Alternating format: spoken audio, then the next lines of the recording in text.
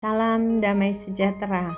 Saudara-saudara, ISMA Farsi, Ikatan Senat Mahasiswa Farmasi Seluruh Indonesia, pada waktu seminar LDKMF melakukan untuk latihan kepemimpinan mahasiswa farmasi supaya dapat menjadi pemimpin kelak di kemudian hari, yang bertujuan untuk menyatukan opini dan ajang silaturahmi mahasiswa farmasi. Sejarah ISMA Farmasi yaitu pada tahun 50-an terdapat dua perguruan tinggi yang memiliki jurusan farmasi, yakni UGM dan ITB, dan keduanya pun memiliki masalah yang sama. Mahasiswa UGM dan ITB sepakat mendirikan MA-Farsi pada tanggal 22 Desember 1955 di Jogja. Terpilihlah Purnomo Sigi UGM dan Midian Sirait dari ITB sebagai ketua, dan sekjen pertama ISMA Farsi yaitu Cecep Saifur Rohman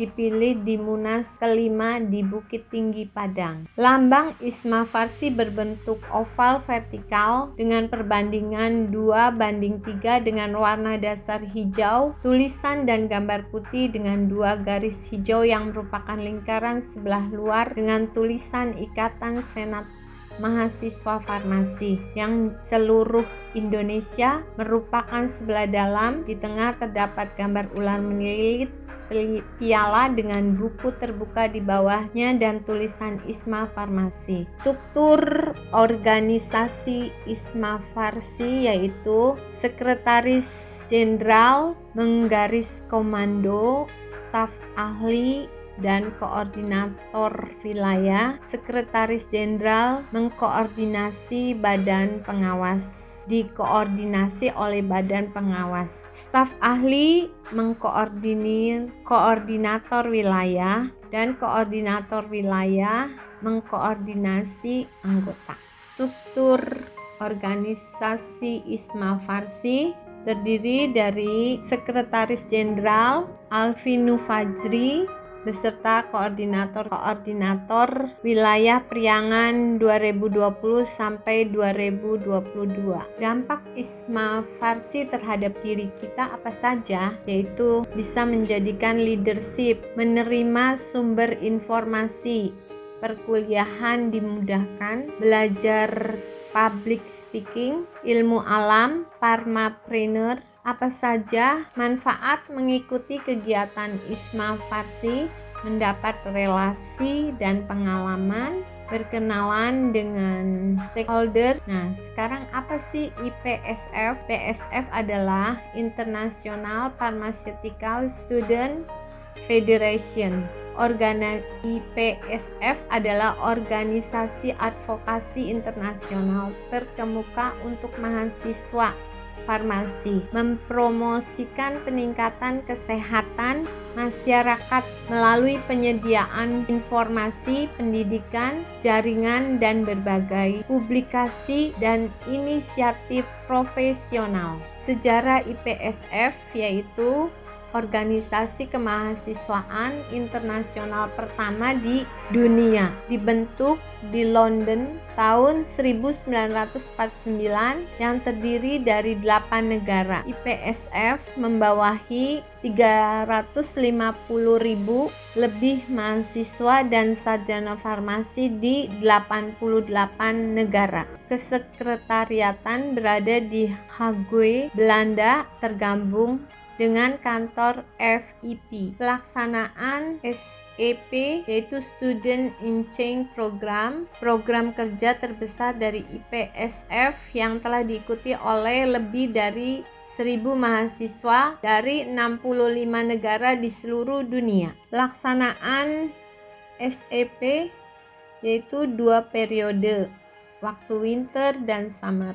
Winter yaitu pada bulan November sampai Maret, summer Juni sampai September. Waktunya itu 2 minggu sampai 3 bulan, minimal 40 jam kerja. Pelaksanaan SEP yaitu di industri, laboratorium, penelitian, hospital, dan relasi community. Syaratannya yaitu lulusan LKI 1 LK1 yaitu dapat berbahasa Inggris secara aktif atau beberapa bahasa nasional yang dibutuhkan di negara tujuan. 2. Minimal sedang menjalani perkuliahan di semester 5, melengkapi semua berkas yang telah ditentukan, memiliki kualifikasi dan keterampilan pada bidang yang dipilih, memiliki paspor aktif hingga tanggal kepulangan SEP. 7. Menyanggupi untuk berkontribusi dalam SEP Story Competition dan SEP Alumni Project. Selektif SEP yaitu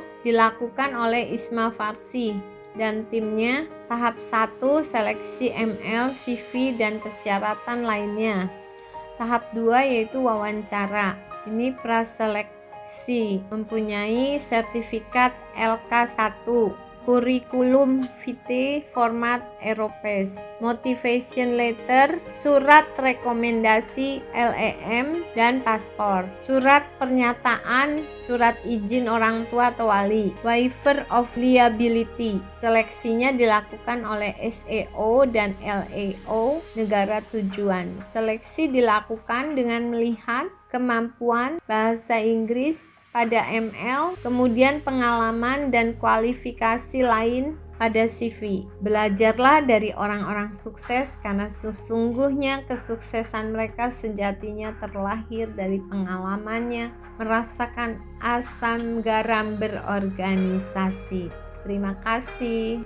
Mari kita melihat organisasi di universitas ada apa saja, yaitu ada BEM dan BLM. Sejarah Ormawa Eksekutif Farmasi UBP Karawang, Himpunan Mahasiswa Farmasi dan Badan Eksekutif BEM Mahasiswa. BEM Fakultas Farmasi yaitu pada tanggal 17 Februari pada tahun 2022. Apa itu BEM?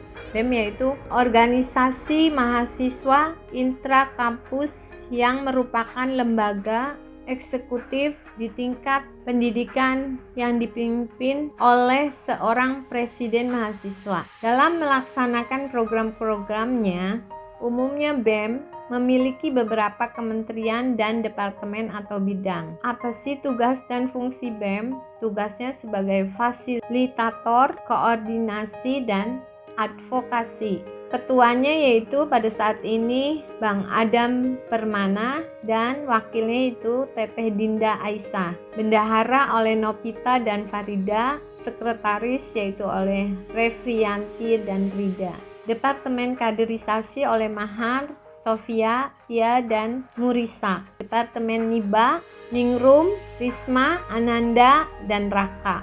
Departemen KWU yaitu Nurlia, Rifki, Agnia. Departemen Sosial yaitu Alup, Rizkia, Ainun, dan Umar. Departemen Kerohanian yaitu Iin, Nisa, Arum, dan Tita. Departemen Kominfo yaitu Wela, Okta, dan Asri. Departemen Diklit yaitu Retna, Nuria, Melisa, dan Krisna.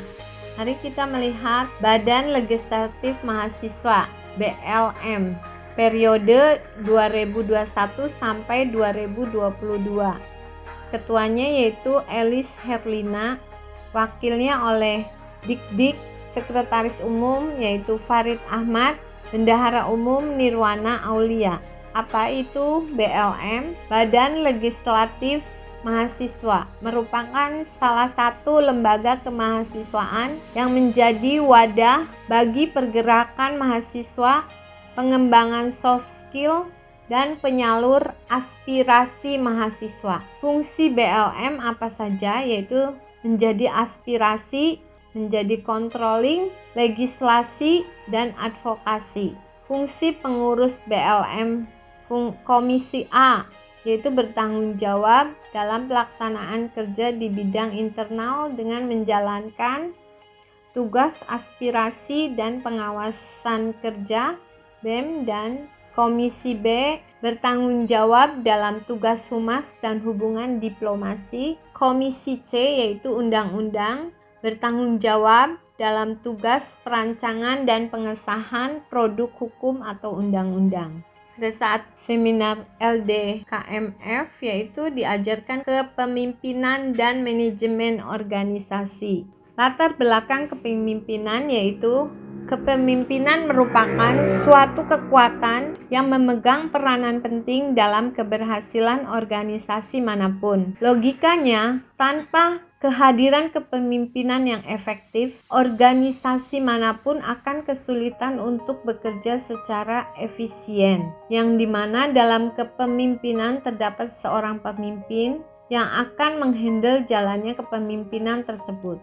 Mengapa demikian? Karena salah satu tujuan kepemimpinan dibentuk untuk meraih tujuan yang sama dan satu secara bersama-sama antara pemimpin dengan anggota tim lainnya. Dengan kata lain, kepemimpinan dapat mengendalikan semua anggota tim agar melangkah ke arah dan tujuan yang sama. Kepemimpinan menurut beberapa ahli yaitu adalah aktivitas mempengaruhi orang-orang supaya diarahkan mencapai tujuan organisasi. Kepemimpinan adalah proses mempengaruhi orang lain untuk mencapai tujuan. Karakteristik kepemimpinan yaitu pengembangan diri, penyikapan diri, wawasan, mempunyai tanggung jawab pribadi, mempunyai kreativitas inovatif dan energik penuh dengan gagasan dan ide yang brilian. Karakteristik kepemimpinan yaitu pengembangan diri, pandai bijaksana dalam penempatan diri,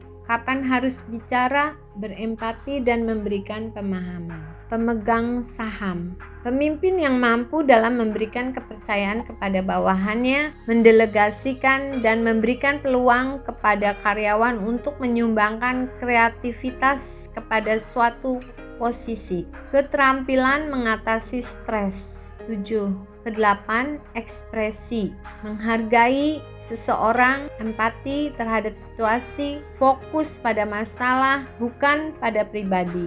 Kesembilan, karakteristik kepemimpinan yaitu anomi, yaitu nilai inti yang tidak dijunjung bersama, mempunyai kode etik yang tidak dijadikan rujukan.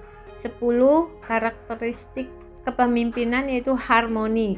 Semua usaha dinamis menyatu untuk menggapai kebaikan bersama. Ketidaksetiaan terhadap pimpinan organisasi merupakan bentuk pengkhianatan organisasi. Tidak ada gaya kepemimpinan yang paling buruk dan paling baik untuk sebuah roda kehidupan yang dinamis, hanya akal dan hati yang bisa kita andalkan. Fungsi kepemimpinan apa saja? Yaitu 1. Sebagai perencanaan, dapat memandang ke depan, pengembangan loyalitas, pengawasan, mengambil keputusan, dan memberikan motivasi. Fungsi manajemen organisasi yaitu mempunyai planning, lead, controlling, organizing, motivasi, staffing, dan time management. Peran mahasiswa yaitu peneliti dan pengembangan, pendidikan, pengajaran, dan pengabdian kepada masyarakat. Kita sebagai farmasif yaitu mempunyai ranah kerja. Apa sih ranah kerja seorang apoteker? Yaitu sebagai farmasi industri, di dalam dunia pendidikan sebagai dosen, pengajar, guru di SMF, mempunyai bisnis, pengusaha obat, kosmetik, dan sebagai farmasi klinis yaitu bekerja di rumah sakit, kepala instalasi farmasi, apoteker laboratorium klinik. Sebagai lembaga pemerintahan yaitu apoteker di BPOM, BNN, dan Kemenkes RI bahkan di LIPI. Apa kompetensi apoteker?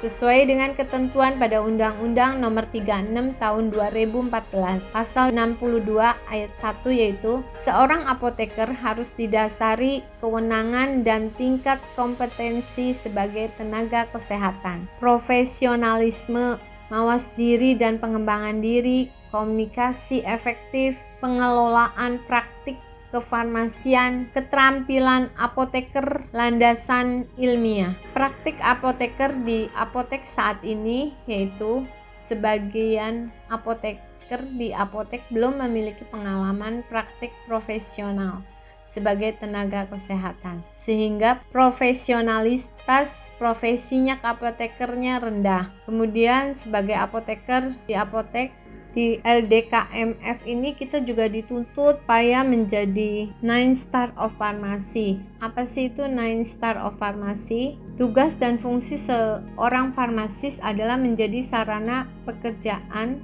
kefarmasian, membuat dan memperbaharui standar operasional, prosedur, dan sebagai distributor yang profesional.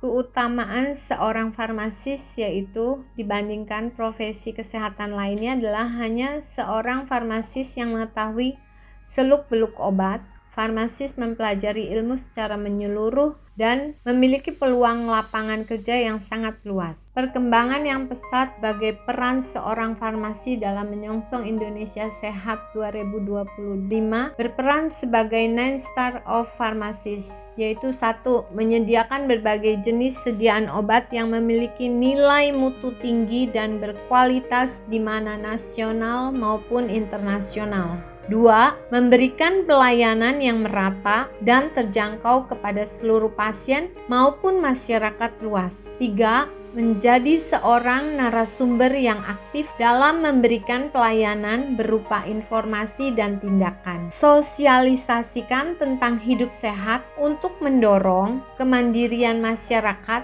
dalam hidup sehat. Keenam, melaksanakan, meningkatkan, dan mengembangkan 9 Star of Pharmacies sebagai landasan dalam menjalankan profesinya.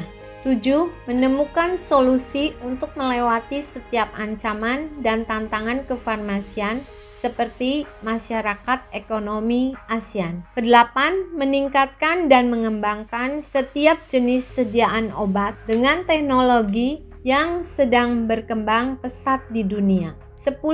Meningkatkan sikap dan perilaku profesionalisme dan bertanggung jawab. Apa saja strategi seorang farmasis dalam perannya menyongsong Indonesia Sehat 2025? Meningkatkan ilmu dan keterampilan dalam menjalankan profesinya. 2. Menjadikan profesi farmasis sebagai profesi yang lebih menonjol dan diperhatikan di golongan masyarakat. 3. Mengoptimalkan setiap kinerja dalam menjalankan profesinya. 4. Memberikan program-program yang progres tinggi untuk farmasi yang lebih maju. 5. Menjalankan dan meningkatkan kerjasama yang baik dengan profesi kesehatan lainnya seperti dokter, suster, dan perawat. 6. Memberikan pelayanan yang merata ke seluruh kalangan masyarakat dengan memberikan pelayanan yang terjangkau untuk seluruh masyarakat luas. 7. Memberikan wujud nyata kepada masyarakat tentang kemampuan yang dimiliki seorang farmasis. Peran farmasis yaitu sebagai 7 Star Pharmacist Plus. 1. Caregiver. Seorang apoteker merupakan profesional kesehatan yang peduli dalam wujud nyata memberikan pelayanan kefarmasian masyarakat dan pasien, berinteraksi secara langsung meliputi pelayanan klinik, analitik, teknik sesuai dengan peraturan yang berlaku yaitu PP nomor 51 tahun 2009. Caregiver, di mana seorang farmasis atau apoteker merupakan sebuah profesi di bidang kesehatan yang peduli. Kemudian farmasi juga berinteraksi langsung dengan pasien maupun masyarakat luas meliputi peracikan, pemberian, konseling, konsultasi, visit, dan monitoring. Decision maker. Seorang farmasis harus dapat menentukan setiap keputusan yang akan diambil mengenai hal-hal yang berada di lingkup kefarmasian yang bertujuan meningkatkan mutu dan kualitas seorang farmasis. Misalnya mengenai alternatif obat pengganti harus menempatkan orang saat sumber daya manusia minim dan sebagainya. Kemampuan mengambil keputusan ini tentu saja dimulai dan dilatih sejak kita masih menjadi seorang mahasiswa. Yang ketiga sebagai komunikator, yaitu mampu memberikan komunikasi yang baik, pelayanan informasi obat, konseling, edukasi obat kepada pasien dan lain-lain sehingga dapat diterima dengan baik melalui komunikasi yang verbal maupun nonverbal, mampu mendengarkan dan kemampuan menulis dengan menggunakan bahasa yang sesuai dengan kebutuhan si pembacanya. Keempat, sebagai manajer, yaitu harus dapat mengarahkan dalam hal kemampuan manajemen. Contohnya, Pekerjaan apoteker sebagai manajer yaitu apoteker, penanggung jawab apotek atau apa, kepala di instalasi farmasi rumah sakit. Sebagai manajer di industri seperti manajer quality control, quality assurance, dan produksi. Yang kelima sebagai leader, harus mampu menjadi seorang pemimpin atau leader, mempunyai visi dan misi yang jelas, dan dapat mengambil kebijakan yang tepat untuk memajukan institusi, perusahaan, lembaga yang dipimpinnya. Harus memiliki kemampuan yang lebih dari seorang manajer. Keenam, lifelong learner. Harus selalu memiliki rasa semangat belajar karena keilmuan mengenai kesehatan di farmasi terus berkembang dari waktu ke waktu, sehingga diperlukan pembaharuan mengenai pengetahuan dan kemampuan. Misalnya penyakit baru yang bermunculan saat ini, yang tentunya bakal menjadi tantangan dalam menemukan obat untuk penyakit tersebut. Kemudian efek samping suatu obat yang baru diketahui saat ini setelah obat tersebut telah beredar selama beberapa waktu.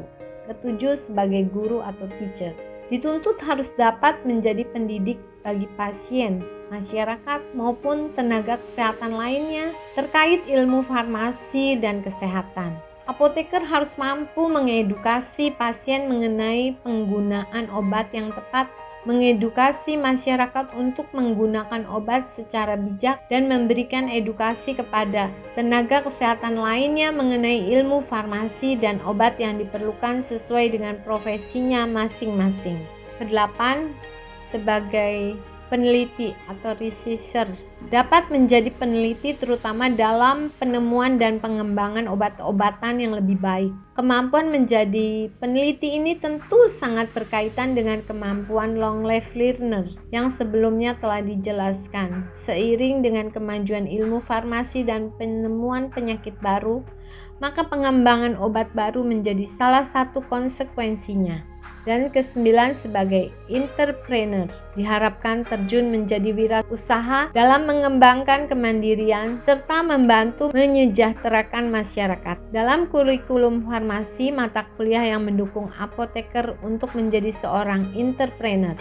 Ke-10, sebagai agent of positive change. Seorang farmasi atau apoteker mampu bertindak ke arah positif sehingga mempengaruhi orang-orang di sekelilingnya. Semoga kita semua yang sudah menjalani latihan dasar kepemimpinan ini dapat diharapkan dapat menjadi pendorong seorang farmasis dan mampu menjalankan dan mampu menjadi penolong dalam menjalankan peran, tugas, dan fungsinya sesuai dengan seharusnya supaya dapat terwujud sistem pelayanan modern dengan mutu yang tinggi dan membawa perubahan buat kesehatan masyarakat Indonesia ke depannya, yaitu menjadi 9 Star of Pharmacy. Mohon maaf apabila ada kata-kata yang salah. Sekian, terima kasih.